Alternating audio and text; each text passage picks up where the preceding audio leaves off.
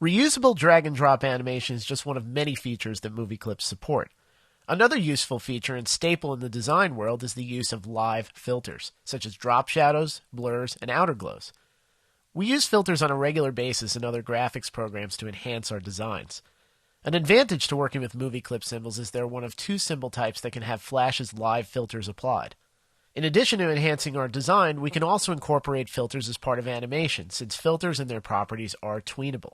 Let's take a look. To get started, go ahead and open up the GearDepot2.fla starter file.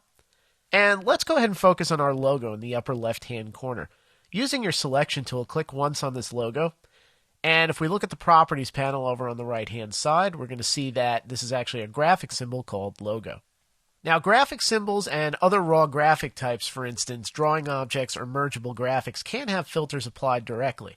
However, if we do want to apply, for instance, a drop shadow filter to this logo, all we need to do is actually include it inside of a new movie clip symbol. That's exactly what we're going to do here. So leave this selected, go up to Modify, and choose Convert to Symbol. When the Convert to Symbol dialog box appears, let's go ahead and give this the name of Logo MC, just to differentiate this as a movie clip version of our logo. Let's set the type or leave the type set as movie clip, and let's leave the registration set to upper left and click OK. A look at our properties over on the right confirms this is now a movie clip instance, and what we're going to notice at the very bottom is we now have a filters options area. From here we can apply, tweak, and combine a number of different live filters such as drop shadows, outer glows, and more. Let's go ahead and put this to use by applying a nifty drop shadow to our logo. Go down to the bottom left-hand corner of the Filters panel shown here, and click on the Add Filter icon. This produces a pop-up menu where we can choose from a number of different available filters, such as drop shadows, blurs, glows, and so on. Go ahead and select the first option, which is the Drop Shadow filter, to apply a new drop shadow. You'll see the drop shadow is applied on the left using the default settings, and now we can see and actually modify all of the different properties for our new drop shadow. Let's take a look at some of these properties and how they can be adjusted. At the very top, we're going to see the blur strength for both X and Y, or horizontal and vertical. You can actually set these to two unique values, but for the sake of simplicity, let's go ahead and keep these the same value. We're going to leave these set to 5 pixels, which is the default. Directly below, we have the strength of the shadow. You can almost think of this as analogous to the opacity of the shadow. The lower the strength, the more subtle the shadow is, and the higher, the more apparent it is. Let's go ahead, click and drag to the left over the 100% value, and let's bring that down to 75%.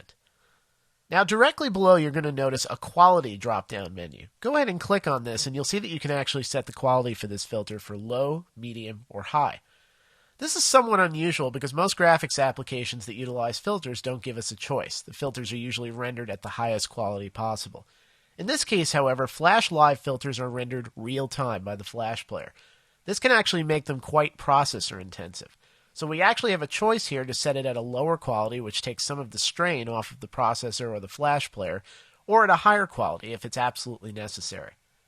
For example, go ahead and set the quality to high, and you'll see the quality at which the filter appears is actually slightly different, slightly better, and a bit softer. This is because a high quality setting actually renders the filter several times over, but again, this is very processor intensive. So unless it makes a huge aesthetic difference, what you're going to want to do is actually leave this set to a somewhat lower setting. This is especially the case if you plan on applying filters to a number of different objects inside your movie. Let's go down to the distance, and let's click and drag over the 5 pixel default value and make this 8. And this will actually push the shadow a little bit further away from the logo itself. You'll notice there are additional options here for lighting angle, knockout, inner shadow, and so on. Feel free to play with some of these different options to see the different aesthetic effects that they have. For now, we're going to focus on the basics, and we're going to leave our drop shadow exactly as is. Let's go ahead and work with a different type of a filter, and what I'd actually like to do is in the right-hand side of our masthead here, I'd like to take our 3 gears, which are actually 3 movie clip instances, and apply a filter to all 3 at once. Now, while it would make sense probably for me to go through each one and apply the same filter settings, it may actually be a little bit more efficient if I group these together inside of yet another movie clip. That way I could apply the same filter setting in one shot to all 3. It also gives me the ability later on to easily animate that filter setting for all 3 gears at once, which we're going to see later in this lesson. Using your selection tool, click the first of the 3 gears to select it. What I'd actually like to do is select all three. So go ahead and hold down your Shift key, and then click once each on the remaining two gears until all three are selected. Make sure only the three gears are selected and the logo on the left is no longer selected. Movie clips have the ability to nest within one another, meaning we can include movie clips within movie clips and so on. There's no real limit to how many levels deep we can go. It's really just based on what we're trying to accomplish. In this case, I can include these three movie clip instances inside of yet another movie clip. It's an easy way to group them together, and because I'm going to be grouping them in a movie clip, I still have that cool ability to apply filters to that instance. With all three gears selected, go up to Modify, choose Convert to Symbol. Let's go ahead and give this the name of 3 gears. Under Type, leave the type set as movie clip and leave the registration set to the default. Go ahead and click OK to create a new movie clip that encompasses all 3 gears. The beauty of having all 3 gears included inside of a single movie clip instance is that I can apply one filter setting to apply to all 3. On the right-hand side, under my properties, let's once again go to the bottom and locate those filter options. And under Filters, in the very lower left-hand corner, click the Add Filter icon. This time, however, choose Glow from the filter options shown here to apply an outer glow. So this applies the default 5-pixel red outer glow. We're going to go ahead and modify this, though, to match our theme. Once again, go up to the top where it reads Blur X and Blur Y. And you can either click or drag over the value, and let's change this to a value of 10 pixels for both the Blur X and Blur Y. This increases the overall size of our outer glow. Leave the strength set to 100%, and go down to the color chip and click on this color to change the actual glow color. For the sake of this example, go ahead and choose the yellow swatch shown on the far left side of the swatches panel that appears. So this applies a pretty cool outer glow effect to our gears. So we've actually seen how we can create some really great aesthetic effects using these live filters. Now again, one of the strengths of using live filters in Flash is the ability to tween these filters. Let's say I want to actually have this glow pulse on and off on top of my gears. I can include this inside of a new animation and I can tween the properties of this glow real time.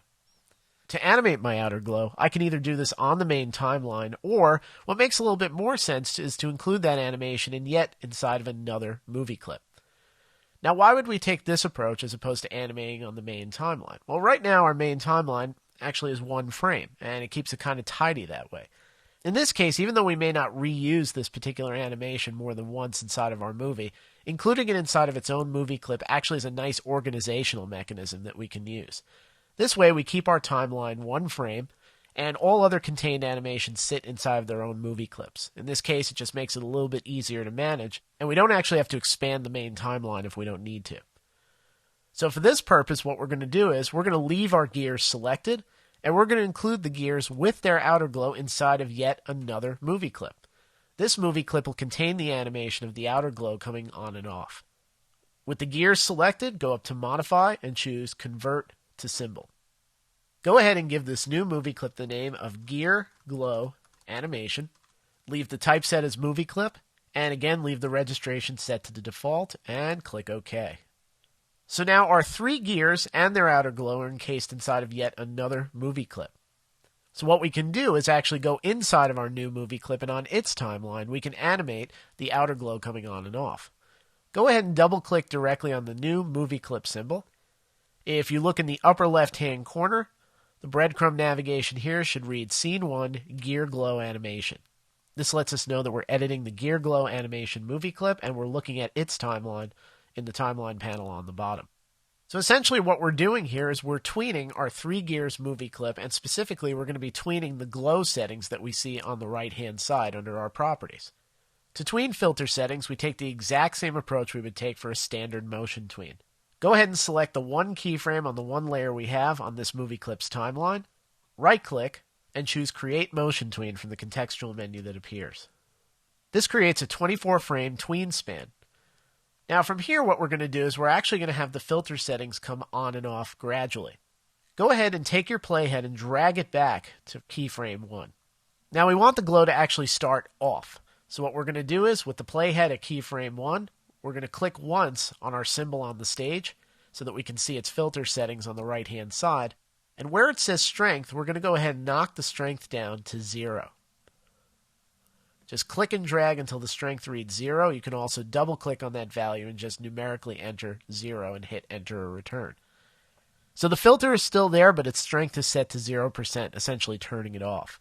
Now what we're going to do is halfway in between our tween span, we're going to bring that back up to full strength. Go ahead, click and drag your playhead to frame 12, which is the exact midpoint of our tween span. Once again at this point, click once on our movie clip on the stage so that we can see its filter settings. Go back over to the strength and click and drag and bring the strength up to 100%. What you'll notice happens on that layer on the timeline is a new keyframe is automatically created at frame 12. This records the change to the strength setting of our filter. What's going to happen is Flash will actually tween between frames 1 and 12 to gradually apply that filter. Let's go ahead and see how this works by hitting the Enter or Return key to preview the animation. We'll see the glow is gradually applied between frames 1 and 12, so it looks like the glow is coming on gradually. Now, since we know this timeline is going to automatically loop, we don't want the filter to suddenly drop off. It would make a lot more sense if the filter faded down again, so that when it returns to frame 1, it starts the cycle over and makes a clean loop. So what we're going to do is we're going to park the playhead at frame 24, and at this frame, we're going to take the filter settings back down, or specifically the strength, back down to 0%, just like it is on frame 1.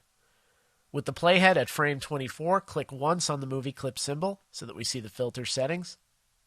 Go ahead, click and drag over the strength value and bring it back down to as close to 0% as possible. Now, when your timeline loops, frame 1 starts again at 0% and creates a pulsing effect with the outer glow. If you take a look over at your timeline, you'll see that another keyframe has been created at frame 24 to mark the change in the strength value. Go ahead and hit the Enter or Return key to preview the animation, and you'll see the effect comes on and then off again at the end of the timeline. So this is pretty cool. We not only applied a filter, but to give it some life, we actually animated or tweened properties of that filter. Let's go ahead and return to Scene 1 and test what we have. Click on the Scene 1 link above the stage to return to the main timeline. And let's go ahead and preview our animation and our new filters by choosing Control, Test Movie. So here we see our live filters in effect. On the left, we've applied a nice drop shadow to enhance our logo. On the right-hand side, we've enhanced our gears with an outer glow. But we've brought those filters to life by actually tweening them and bringing the outer glow on and off gradually as part of a new motion tween. Go ahead and close the Flash player. So as we see here, Flash CS4 comes with a number of high-quality live filters. We can apply these filters to static graphics on the stage. We can also incorporate these as part of a motion tween, so we can give these filters life and have them gradually come on and off or change properties such as color and intensity. When working with live filters, always remember that they are somewhat processor intensive. Test different quality settings to see which actually make a significant difference. From there, you can make an executive decision to increase quality, even when sacrificing processor power. However, in many cases, you'll see even with a low quality setting, you can achieve some really nice aesthetic effects with live filters.